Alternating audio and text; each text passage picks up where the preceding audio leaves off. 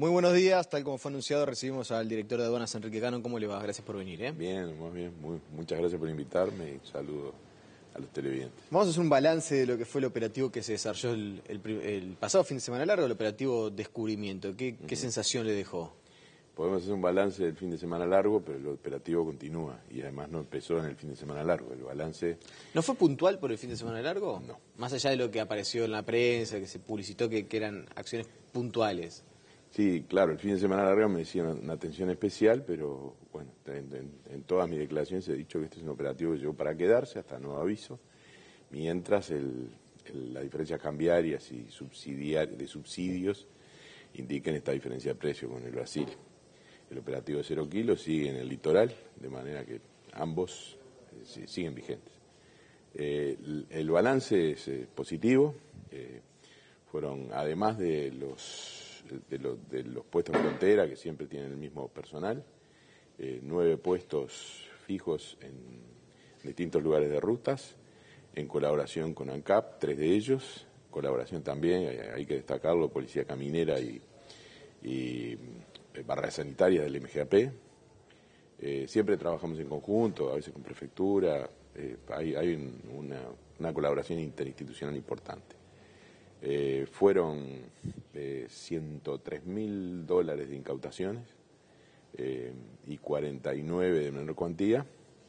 En los procedimientos previos al fin de semana largo fueron en varios comercios de mediano y gran porte de departamentos de limítrofes y incluso de Pando, en Canelones, Cerro Largo, Artigas, Rivera, La Valleja, Rocha, y yo personalmente estuve en diversos puestos como Naceguá, Melo y La Valleja, Salto.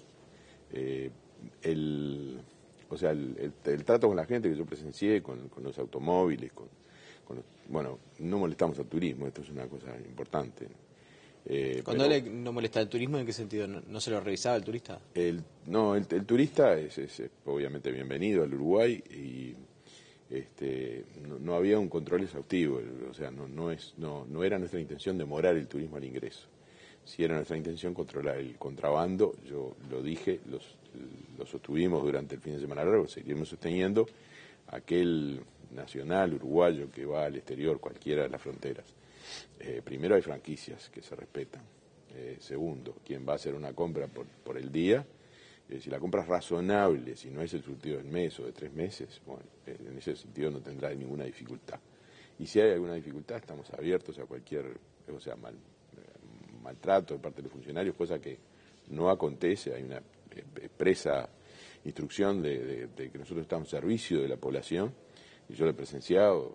Es de muy buen grado el trato entre la población, que yo estuve en La Valleja, la gente abría los baúles sin ningún problema. ¿Es un cambio de modalidad esto de los operativos que realizaron en los comercios? En este sentido, en ese punto de vista, muchas veces se está atacando quizás al receptor final de la mercadería y no al intermediario. Nosotros tenemos... Receptor final en ese sentido. Después sí, la va a comercializar, ¿no? Pero... Es una excelente pregunta, me da la oportunidad de aclararlo. Tenemos 3 radios de acción, entre muchos otros, pero básicamente las administraciones de aduanas que trabajan en puestos de frontera, lo que es tradicional, el control de ruta, que son las sedes regionales de vigilancia, tenemos 5, están las 24 horas del día funcionando, entre otras cosas controlan el contrabando, pero también cualquier alarma que se accione en los precintos electrónicos de carga. Y un tercer nivel, que es el que opera contra el gran contrabando, es el Grupo de Respuesta de Inteligencia Aduanera. Ha hecho 200 en todo este periodo y el anterior, lo que va de este periodo y el anterior, del 2010 en adelante, 249 procesados de gran contrabando. Es una asociación para delinquir, es en algunos casos justicia penal, en otros casos el crimen organizado. Trabajamos exclusivamente con la justicia, todo en el marco de la ley, y con incautaciones de 2010 hasta nuestros días de más de $10 millones. ¿Los 249 procesados son en qué periodo? En todo ese periodo. En los 5 años. Créame que es un récord, no hay muchas reparticiones que se dediquen a la represión o al control o a la prevención que tengan estas cifras. Entre ellos 25 aduaneros, entre ellos 17 policías y entre ellos otros funcionarios del Estado, además de, por supuesto, los señores contrabandistas. Lo hacen con total profesionalidad. He recibido felicitaciones de jueces, de fiscales, en materia de la pulcritud de los operativos y el tratamiento que se le brinda a los detenidos o a los emplazados. Bueno, y eso es la operación. Bueno, la operación, la última, la que más resonó, ellos le dieron a llamar Operación Caciques de Humo, fueron 25 procesados por contrabando de cigarrillos. Sí. Volviendo un poco a cómo se están aplicando los controles, entonces, si alguien de Montevideo va al Chuy, a Rivera, a donde sea, y quiere comprar a la vuelta, si tiene un pedido, usted menciona razonable, que no sea un surtido de un mes, no va a tener inconveniente. No tendría que tener inconveniente, puede haber un exceso de celo, frente a lo cual mi oficina está abierta, mi teléfono también, el 0800 1855, que es un teléfono habilitado para que la ciudadanía haga algún tipo de reclamo o incluso hasta denuncias. Yo he recibido personalmente denuncias. Quiero aclarar que estamos absolutamente abiertos a sanear la institución. No es fácil, hay que hacerlo en el marco de un Estado de Derecho, hay que darle garantías al funcionario, pero los 25 funcionarios procesados con prisión en 2010 a nuestra fecha hablan a las claras de que, o sea, estamos decididos a combatir. Entonces, la mayoría de las incautaciones, que además, quiero consultarle si es un dato significativo, que la mayoría sean prendas de vestir, incluso mucha fruta y verdura. Ya se había advertido por parte de la Confederación Granjera que había, ante esta diferencia cambiaria, mucho ingreso de fruta y de verdura de contrabando. ¿Es un dato significativo que la mayoría de las incautaciones hayan ido en ese sentido? Es un dato significativo. Yo he conversado con... la población no sabe el riesgo que eso implica. Yo he conversado con el ministro de Ganadería, Agricultura y Pesca. Hay diferentes plagas, enfermedades que, bueno, yo desconozco, no es mi profesión, pero comparto con la preocupación con él, que pueden significar, por ejemplo, enfermedades que afectan al citrus, que están cerca, están del otro lado del río, que pasada para este lado pueden significar la pérdida de 14.000 fuentes de trabajo. Entonces, claro, para el pequeño comerciante que se busca que sea formal o informal, que busca su mejor pasar, de repente es un negocio pingüe. Para el país es un negocio horrible. ¿Por qué en la frontera con Brasil cierta tolerancia a ojo de que revisa y en la frontera con Argentina 0 kilos? Bien, es una buena pregunta. Las diferencias son obvias, son geográficas. Nos divide un río con Argentina y una frontera seca con Brasil. Instrumentar un 0 kilo en la frontera seca es un imposible, ¿no? Es decir, ya en épocas pretéritas de otros gobiernos se intentó, hicieron voladuras de puente, trabajaron en conjunto con el Ministerio de Defensa Nacional, es decir, fue un intento, el intento fracasó. De manera que nosotros preferimos llamar las cosas por su nombre. Primero, una frontera es una frontera, no es una cárcel. Si pusiéramos un funcionario del Ministerio de Defensa Nacional, me refiero al Estado, que no es el caso y no está planteado, pero un funcionario de aduana, supongamos que tuviéramos suficiente funcionario como sería ineficiente, inocuo, y sería en costo-beneficio al Estado uruguayo, no le reportaría más nada. Hay que confiar en los operativos que tenemos, en los operativos de gran contrabando, de control de ruta, de puesto de frontera. Hacen su trabajo, el trabajo disuasivo también, en buen trato con la ciudadanía, y también esperar que los precios con nuestros vecinos converjan, que finalmente lo van a hacer. Sí, se va a tener que buscar alguna herramienta, por lo menos a corto plazo.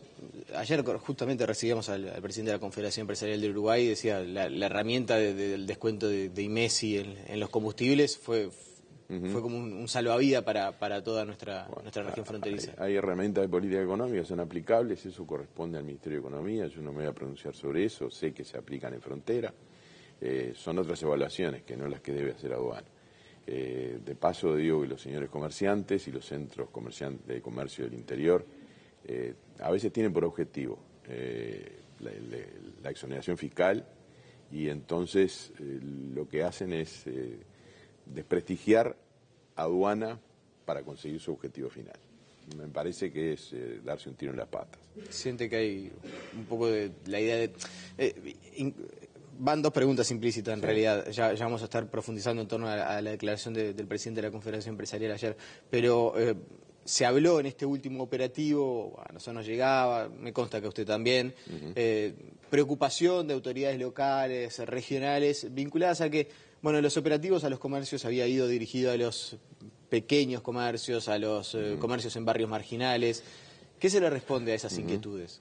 La instrucción era expresa en el sentido de que teníamos que hacer inteligencia primero, durante la semana previa a los operativos, cosa que se hizo, y luego apuntar a los grandes comercios. Como dije, hay tres líneas. Uno es los comercios, el gran contrabando, control de frontera y rutas. Efectivamente se hizo, puede haber, obviamente como en toda actividad, algún error. Yo hice un promedio de las incautaciones, sobre todo en Cerro Largo, que fueron las que más, es un departamento muy complejo, desde este punto de vista, de lo que más reclamos recibí, los atendí, encantado. Bueno, el promedio de quilaje de esos comercios, que fueron 7, daba 300 kilos de contrabando. 300 kilos de contrabando no es una cifra pequeña. No es un pequeño comercio. No. Independientemente de dónde esté situado, puede estar en un barrio marginal, puede estar en el centro de la capital, pero 300 kilos, yo tuve un comercio chico, hay que tener 300 kilos, por un valor de entre 1.500 y 1.900 dólares, y además la mercadería nacional que tendrían, ¿no? No es un pequeño stock para un comercio. Sin embargo, estamos súper dispuestos a afinar la puntería y apuntar contra los grandes y el gran contrabando, que es obviamente nuestro principal preocupación. Ayer cuando recibimos al presidente de la Confederación Empresarial del Uruguay, ciertamente tuvo palabras elogiosas para su actuación al frente de la Dirección de Aduanas, de la repartición en su conjunto, el proceso de modernización. Pero fíjese lo que decía, y es un extracto que nosotros sacamos para mostrarle en torno a, por ejemplo, el funcionamiento de los bagashopping, que es algo que es bastante, sobre todo, significativo. Fue en Salto, pero ahora se plantea que se extendió. Lo escuchamos y lo vemos. Lo tenés en Paysandú, lo tenés en Rivera, lo tenés en Artigas, lo tenés en todo el país. Se han diseminado, además son redes mafiosas que se interactúan y se intercomunican muy fácilmente y se movilizan por todo el país. Último, son redes mafiosas. ¿Hay una mafia del contrabando en Uruguay? Bueno, se han hecho procesamientos por asociación para delinquir, o sea que hay redes mafiosas de contrabando de cigarrillo, cigarrillo, pollo, en fin. Esto es un emprendimiento comercial al margen de la ley. Y donde hay una renta de fácil realización, como son en estos casos, siempre hay un inescrupuloso que está dispuesto a tomar riesgo, que el riesgo es el procesamiento con o sin prisión, u otros riesgos mayores, para hacer esa renta extraordinaria. ¿Pero tienen comportamientos mafiosos? Bueno... Más allá de su modus operandi. Yo he recibido, bueno, por supuesto, no denuncias, pero en diálogo con funcionarios aduaneros. Los funcionarios aduaneros no se crea que tienen una vida muy fácil, ¿no? Siempre se habla mal de la aduana y de sus funcionarios. Los funcionarios aduaneros, para proteger a la sociedad, están en el puesto de frontera y no solo se bancan, hablando en criollo, las amenazas de los contrabandistas del lugar, de los changadores de los contrabandistas del lugar, sino de sus propios conciudadanos con los cuales conviven, que no es una amenaza ni un chantaje que le hacen, pero sí una muestra de desagrado. Es hay toda una presión social sobre los funcionarios. La bronca, la presión social que pueda tener un vecino porque, mirá, fui a comprar del otro lado y me incautaste. Pero eso no es un comportamiento mafioso. No, ni es el funcionamiento de una mafia. Yo lo distingo, lo que estaba enumerando es en todas las presiones que se ejercen sobre el funcionario aduanero, que tiene que tener el carácter, los conocimientos, la firmeza para soportarlo y cumplir con su deber. Y en general, los funcionarios aduaneros, en su mayoría inmensa, lo hacen y lo hacen con con probidad, con honestidad. Me quedan algunos minutos, se me está yendo la entrevista y realmente es muy interesante. ¿Cómo se viene trabajando en el combate del contrabando de cigarrillos? Algo en lo que Vázquez hizo especial hincapié en el mes de junio, más allá de que ya mencionamos algún operativo exitoso, pero ¿cómo se viene trabajando? ¿Eventualmente se piensa en profundizar de alguna manera la línea de acción? La profundización viene por el lado de los operativos de gran contrabando. Obviamente que vamos a incautar todos los cigarrillos que estén en infracción en control de ruta y de frontera, pero fundamentalmente en las operaciones contra el gran contrabando. Esas operaciones llevan un tiempo de preparación, llevan inteligencia aduanera, policial, que están al servicio de la aduana, y hay que tenerles paciencia. Obviamente no se pueden anunciar. Estamos trabajando y estamos aumentando el nivel de sofisticación y tecnificación en colaboración con otras instituciones del Estado. Y bueno, ¿por qué vía? Por vía de una mejor inteligencia, por vía de reforzar el grupo. El grupo en este momento tiene 14 funcionarios. Son funcionarios policiales, trabajan a mi orden exclusivamente, y tengo contacto periódico con ellos, controlo todos los operativos que están realizando. ¿Es aquel grupo que en su momento se generó tanta polémica con el sindicato porque se decía que iban a recibir órdenes propias? Claro, el resultado fue 25 aduaneros procesados, ¿no? Ahí se comprende pues, un poco el recelo de la dirección del sindicato. Que no es de los trabajadores. Que no es de los funcionarios. Esa es la salida que hacen. Hoy en día, esos que fueron al principio rechazados por la dirección del sindicato, se integran a los funcionarios. Para mí son todos funcionarios aduaneros, y se integran a los funcionarios aduaneros en perfecta armonía, comparten información, cosa que saludo porque antes no era posible. Había